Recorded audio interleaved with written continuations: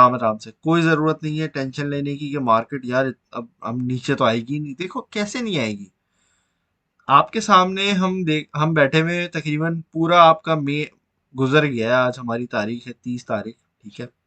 तो आप देख रहे हो कि पूरा मई के अंदर हमारे पास ये फ्लक्चुएशंस रही हैं। मैं आपको बोलता रहा हूँ कि हमारे पास ये एक जोन है बेसिकली, ठीक है। जोन समझते हो ना, एक दायरा है। इस दायरे के अंदर बीटीसी की मूवमेंट घूमती रही है पूरा महीना हमारे पास, ठीक है। जब से बीटीसी गिरा, ये 25.5, ये इस पेयर में तो नहीं गिरा हुआ खैर, लेकिन 24.5 25 इस तरह गिरा था BUSD के पेयर में आए थे। तो कहने का मकसद ये है कि जब से बीटीसी गिरा है, तकरीबन मई के स्टार्ट से और अब तक, आप देख सकते हो कि $30,500, या तो फिर एक मरतबा $31,500, ये इसका एक अगला रेजिस्टेंस है। वहां से तब से लेके आज तक जो है ये कंसोलिडेशन के फेज में चल रहा है, ठीक है।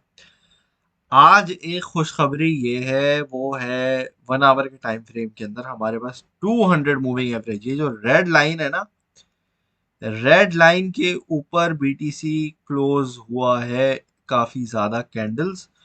लेकिन आप देख सकते हो बहुत ही कोई खतरनाक किस्म की हॉरिजॉन्टल रेजिस्टेंस हमारे पास बैठी हुई है 1 आवर के टाइम फ्रेम के अंदर।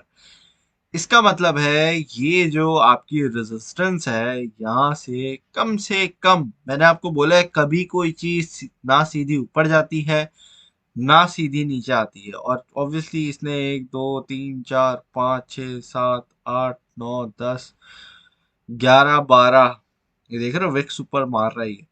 तो 12 मरतबा ट्राई कर चुका है पूरे महीने के अंदर।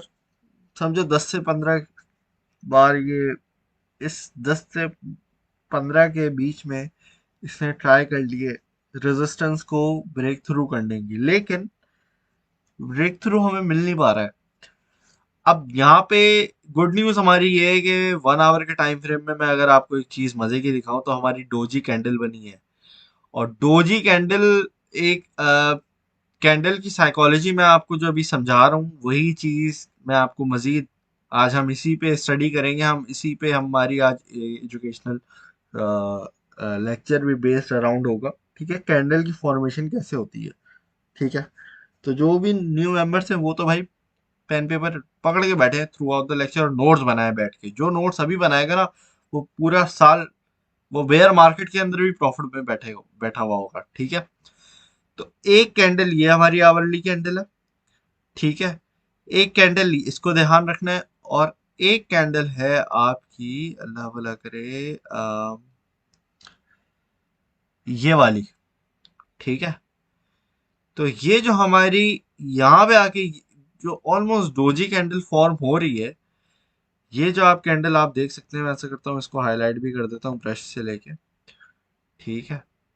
तो ये वाली जो आपकी कैंडल है, ये एक ये कैंडल है, और एक जो थी ये कैंडल है। इन कैंडल्स का मकसद होता है कि आपके पास मार्केट के अंदर भाई जो खरीदार बैठे हुए हैं, वो बोलते हैं भाई कुछ भी कर लो, हम नहीं गिरने देंगे मार्केट को। आप कर ही नहीं सकते, आप गिरा ही नहीं सकते मार्केट को, ठीक है। और ये उनका दावा है। एक फॉर्मेशन आपकी सपोर्ट के लेवल पे और एक है रेजिस्टेंस के लेवल पे। अच्छा, सपोर्ट के लेवल पे आपका जब इस तरीके से इस तरह की टाइप की कैंडल फॉर्मेशन होती है, तो यहाँ पे आपका मकसद होता है बायर्स का कि भाई यहाँ पे आप नीचे मुश्किलें लेके जाना, बहुत तगड़े बायर्स बैठे हुए हैं। और रेजिस्टेंस में इसका मतलब होता है कि वॉल्यूम अच्छा खासा बैठा हुआ है मार्केट के अंदर, ठीक है। रेजिस्टेंस पे जब इस तरह की कैंडल फॉर्म होती है ऑलमोस्ट रोज ही, मतलब मैं इसको बताता हूँ आपकी साइकोलॉजी। आज हम कैंडल्स के नाम वाम नहीं मैं आपको बता रहा, लेकिन मैं आज आपको समझाना चाह रहा हूँ कि मार्केट के अंदर बेसिकली चीजें किस तरीके से काम करती हैं, ठीक है। और जब भी इस तरह की आपकी कैंडल्स फॉर्म होती है, तो वो बहुत बुलिश पैटर्न आपका बना रही होती है। तो 1 आवर के अंदर ये आप देख सकते हो कि बुलिश मोमेंटम आपको दिखा रही है, वॉल्यूम आपको ये दिखा रही है कि यार मार्केट के अंदर हमारे पास अच्छे रेजिस्टेंस के टाइम पे भी अच्छे खरीदार बैठे हैं। अब मैं आपको 4 आवर के टाइम फ्रेम में दिखाता हूँ। 4 आवर के टाइम फ्रेम में मैं जो इम्पोर्टेंट चीज है वो है हमारा 1 आवर, सॉरी, ये 100 की एक्सपोनेंशियल मूविंग एवरेज। ठीक है, यहाँ पे हमारे पास ब्रेक थ्रू मिल चुका है, जो कि अभी तक प्रीवियसली हम लोग जो है, अभी किसी भाई ने मेंशन किया कि भाई डेली का टाइम फ्रेम में, अभी डेली पे भी जाता हूँ मैं, तो यहाँ पे आप देख सकते हो कि ये ब्रेक थ्रू उसने किया है आज 200 मूविंग एवरेज पे। ठीक है, जो कि एक अकम्पलिशमेंट है एज अ रेजिस्टेंस पे, क्योंकि पहले हमें 55 के मूविंग एवरेज पे रेजिस्टेंस इतनी खतरनाक थी कि वहीं से हमें ब्रेकआउट नहीं मिल रहा था। लेकिन आज जो है हम 4 आवर के टाइम फ्रेम पे भी ब्रेक थ्रू कर चुके हैं 100 मूविंग एवरेज को। और जो एक अगली रेजिस्टेंस लेवल हमारे आती है अच्छे स्ट्रॉन्ग वाली ना, वो आती है $32,500 के अराउंड। वेल, 32,342 पे, यहाँ से लेके $32,800 तक आप इसको इस ये देख सकते हो। ठीक है, तो ये आपका बेसिकली जोन है रेजिस्टेंस लेवल का। आप अपने, अगर तो कोई स्कैल्पिंग की एंट्री यहाँ पे ले रहे हो, तो ये याद रखना, ब्रेक डाउन थोड़ा कॉस्ट एवरेज के लिए अपने पास फंड रखना, पार्ट्स के अंदर बाय करने के लिए 28,500 तक आपकी बेयर मिनिमम, मरे से मरी यहाँ तक आपकी बाइंग होनी चाहिए। ठीक है, 26,000 के अराउंड आपका स्टॉप लॉस होना चाहिए। समझ आ गई बात? और टेक प्रॉफिट आप यहाँ पे आप अपना रख सकते हो। ठीक है, और अगर कंसोलिडेशन होती भी है तो इसमें घबराने की मसला नहीं है, वहाँ पे कॉस्ट एवरेज आप कर सकते हो अपनी स्कैल्प या जो भी आपकी स्विंग ट्रेड वगैरह, यहाँ पे स्विंग ट्रेड मजे की ली जा सकती है। ठीक है, अब बीटीसी का पेयर है, मतलब बीटीसी की स्कैल्पिंग अगर कोई करता है तो कर ले, वो उसके ऊपर है। तो मैंने आपको ये एक ट्रेड का सेटअप भी दे दिया ऑलरेडी। ठीक है, तो अगर आप बीटीसी वगैरह की ट्रेड करते हो तो इस तरीके से आप अपने टेक प्रॉफिट भी रख सकते हो, स्टॉप लॉस भी मैंने मेंशन कर दिया, सारी चीजें बता दी। समझ आ गई बात? क्लियर हो गया यहाँ तक? क्योंकि हम देख रहे हैं कि यार 1 आवर के अंदर हमारे पास बायर्स एक पोटेंशियल दिखा रहे हैं रेजिस्टेंस की तरफ पे। 4 आवर के टाइम फ्रेम में एक अच्छी एक्सपोनेंशियल मूविंग एवरेज पे ब्रेक थ्रू हो रहा है, ब्रेकआउट हो रहा है। डेली के टाइम फ्रेम में अब मैं जब जाता हूं तो यहाँ पे आप देख सकते हो कि बड़ी ही खूबसूरत तरीके से हम 21 एक्सपोनेंशियल मूविंग एवरेज को ब्रेक थ्रू करने की कोशिश कर रहे हैं डेली के टाइम फ्रेम में।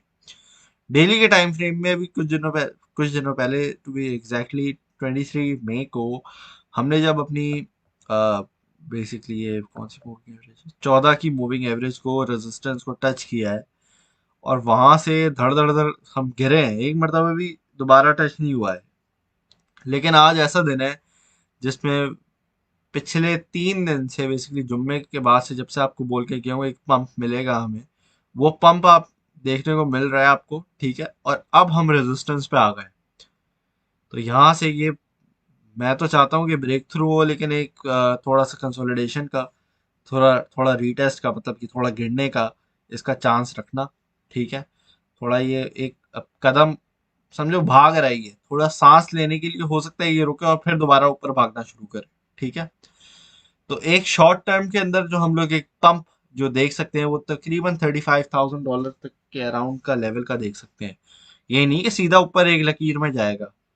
ठीक है, हाँ, अगर तो कोई मैनिपुलेशन होती है मार्केट के अंदर, फंडामेंटल्स कोई न्यूज आती है जो कि आपको पता है कि वो मार्केट को बिल्कुल बिगाड़ भी सकती हैं और बना भी सकती हैं।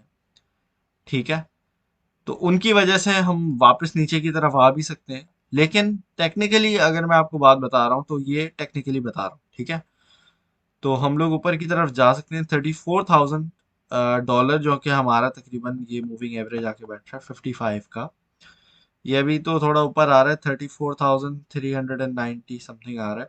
लेकिन इसको अगर हम लेट से आज या कल के दिन में लेते हैं तो ये हो सकता है थोड़ा नीचे आए और हमारा $34,000 के अराउंड एक रेजिस्टेंस का बाइस बने। ठीक है, तो बेयर मिनिमम आपका डेली के टाइम फ्रेम को देखते हुए जो एक रेजिस्टेंस का टारगेट होना चाहिए वो $34,000 का है।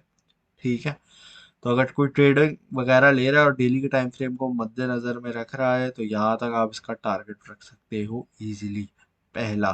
ठीक है, मूविंग एवरेज के हिसाब से आप एडजस्ट कर लेना, ये नहीं कि बस पत्थर की लकीर हो गई जहाँ अभी देख लिया भाई, मूविंग एवरेज नीचे आ रहा है तो रेजिस्टेंस भी नीचे आएगी।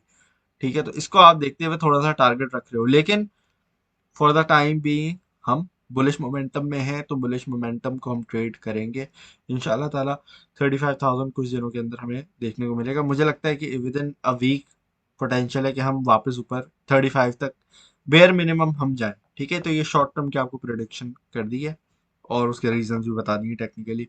फंडामेंटली अब देखो, कोई चीज उल्टी सी निकल के आ जाए, अमेरिका कुछ उल्टा सीधा बोल दे, ये रशिया यूक्रेन का कुछ उल्टा सीधा निकल के, मतलब कहीं से भी कुछ भी आगे पीछे हो सकता है ना। तो फंडामेंटल्स एक अलग चीज है, उस पर भी नजर रखनी है, इंपॉर्टेंट।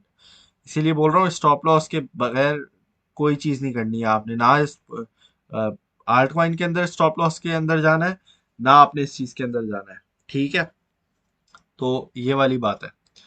अच्छा जी, तो आज जो हमारी बेसिकली लर्निंग है वो है हमारी कैंडल स्टिक के पैटर्न पे।